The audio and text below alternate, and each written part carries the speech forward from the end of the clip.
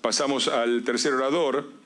Es el doctor Félix Peña, especialista argentino en relaciones económicas internacionales e integración regional, a que conocemos desde hace mucho tiempo, desde la época de los simposios Altiero Spinelli, que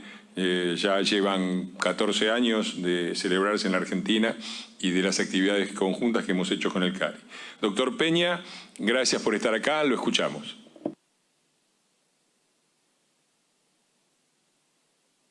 La oportunidad, por otra parte, de escuchar dos excelentes presentaciones de Alejandro Perotti y de Dietl Norte, tan buenas que casi no sé si agregar algo a lo que han dicho. Pero voy a tratar de concentrar mis comentarios en 3 puntos,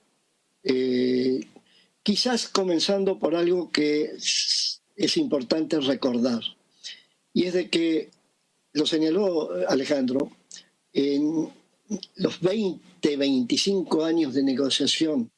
con la Unión Europea, o de prenegociación con la Unión Europea, han participado todos los países, todos los gobiernos, todos los partidos políticos que han estado vinculados a los gobiernos desde ese momento inicial hasta el día de hoy. Es decir, siempre hubo apoyo a la idea de negociar con la Unión Europea. Pero a eso quiero agregar algo que a veces no se recuerda, y es que de alguna manera, y me consta porque yo estaba en ese momento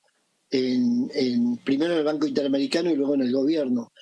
como subsecretario, en los años 90, 91, el telón de fondo de lo que fue generando la idea de comenzar a conversar entre los europeos y el Mercosur, o lo que iba a ser el Mercosur, en lo que luego fue el acuerdo, el telón de fondo era la iniciativa de las Américas lanzada por los Estados Unidos. Y de alguna manera esa iniciativa llevó a algunos de los elementos centrales del concepto de Mercosur que están expresados en los artículos 1 y 2 del tratado, que no se pueden dejar de tener en cuenta en este momento y que están relacionados con la idea de que el Mercosur negocia como conjunto, no negocia individualmente, porque de alguna manera lo que se quería evitar es lo que ocurrió en aquellos años, de que, por ejemplo, Chile, que estaba convocado a ser parte del Mercosur, finalmente optó, por razones distintas, respetables por supuesto,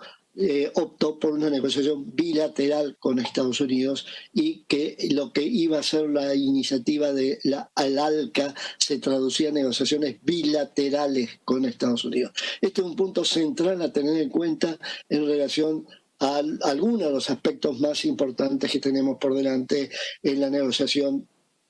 que está todavía pendiente de concluir con la Unión Europea. Permítame entonces referirme a esos 3 puntos que yo quería señalar hoy. En primer lugar, creo que tiene una importancia central, ya ahora, porque si no sería muy tarde, prepararnos para el día después. Esto es, prepararnos para cómo vamos a aprovechar el acuerdo una vez que se concluya el proceso de negociación. Es buen momento hacerlo porque estamos en algo así como podría ser una situación en que hay un 50% de posibilidades que el acuerdo salga, un 50% de posibilidades que no salga, y Dietl recordó algunos elementos más recientes de la posición europea con respecto al acuerdo. Pero el problema principal es que aunque lleve 2 o 3 años el empezar a poner en aplicación el acuerdo, si no te preparas desde ya para sacar provecho al acuerdo, muy probablemente le van a sacar provecho a aquellos que sí se han preparado, incluso competidores nuestros o socios nuestros dentro del Mercosur. Por lo tanto, no es un tema simple. Y esto se refiere fundamentalmente a la preparación de las pymes para poder sacar provecho al acuerdo, sea con programas de cooperación técnica, con programas de financiamiento, y aquí la Unión Europea tiene una gran experiencia como la adquirida con la incorporación de los países de Europa del Este, que de alguna manera reprodujo la propia experiencia europea con el Plan Marshall. Es decir, este tipo de proceso no se puede dar si no armas algún tipo de apoyo a la participación de los más débiles en el proceso que se está iniciando. Por otro lado, el otro punto que requiere preparación para el día después es esa idea muy buena que fue planteada en su momento por el gobierno de Chile, por Ricardo Lagos, por Osvaldo Rosales, y que todavía sigue planteado, que es la de vincular el acuerdo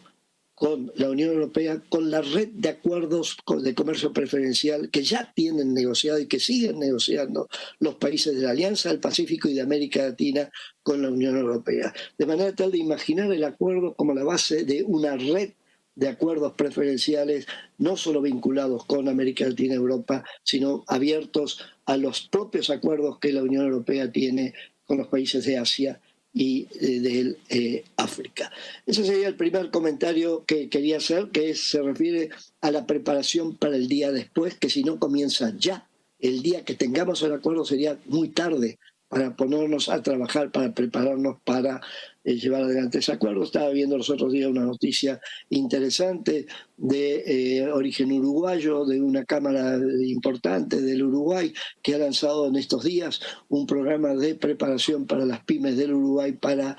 sacar provecho al acuerdo con la Unión Europea, con financiamiento de la propia Unión Europea. Segundo comentario que yo quiero hacer está referido a lo que podría ser, y aquí Dietl me puede ayudar, algo que tuvo mucho impacto en su momento en la evolución misma de la Unión Europea, en los momentos fundacionales, ¿verdad? Que fue la propuesta de Cecchini, los costos de la no Europa, los costos de la no integración,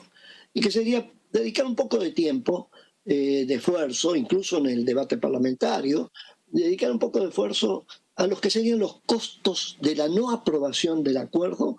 o peor aún, que el acuerdo se apruebe y Argentina no participa del acuerdo, o Argentina o cualquiera de los otros países del Mercosur. Los costos del no acuerdo creo que es algo importante, justo en un momento en que podemos reconocer de que hay un 50% de los que están a favor y un 50% de los que no están a favor. Y entonces la pregunta es, muy bien, ok, ¿qué pasa si no sale el acuerdo? ¿Cuáles serían los costos para nosotros, los costos para nuestras empresas, los costos para nuestra gente, para nuestras respectivas sociedades? Y la tercera pregunta, y voy terminando, tiene que ver en algo que no sabía cómo enunciarlo, pero finalmente opté por hacer algo que nunca hago, que es escribir el enunciado, porque quise ser bien preciso en lo que voy a señalar. Y sería el preguntarnos, ¿cómo conciliar la bilateralización de la entrada en vigencia del acuerdo de asociación con disposiciones del Tratado de Asunción y en especial de sus artículos primero y segundo? El artículo segundo habla de la reciprocidad de derechos y obligaciones, que expresa central en el momento fundacional del Mercosur la idea de toma y daca. Si entras es para cumplir y trabajar juntos frente a con quienes negociamos, y tiene mucho que ver, y me consta, con lo que era la apreciación que había en 1990-91 con la idea del, como señalé al principio, de un acuerdo hemisférico de libre comercio realizado país por país con Estados Unidos y no como grupo de países. Digo esto porque creo que sería complicado el que tengamos un acuerdo en que la entrada sea bilateral y que eventualmente en algunos de los países, en el nuestro, en otros, eventualmente en algunos sectores, los industriales, por ejemplo, se diga, bueno, magnífico, pero si estás en el acuerdo y yo no estoy en el acuerdo, no puedes gozar de los mismos derechos que tienes como miembro del Mercosur. Es decir, no pueden entrar los productos europeos con cero de arancel a tu mercado y pretender que además entren con cero a mi mercado, porque eso sería contrario al texto mismo del Tratado de Asunción. Dejo esto como preocupación y muchísimas gracias por la invitación.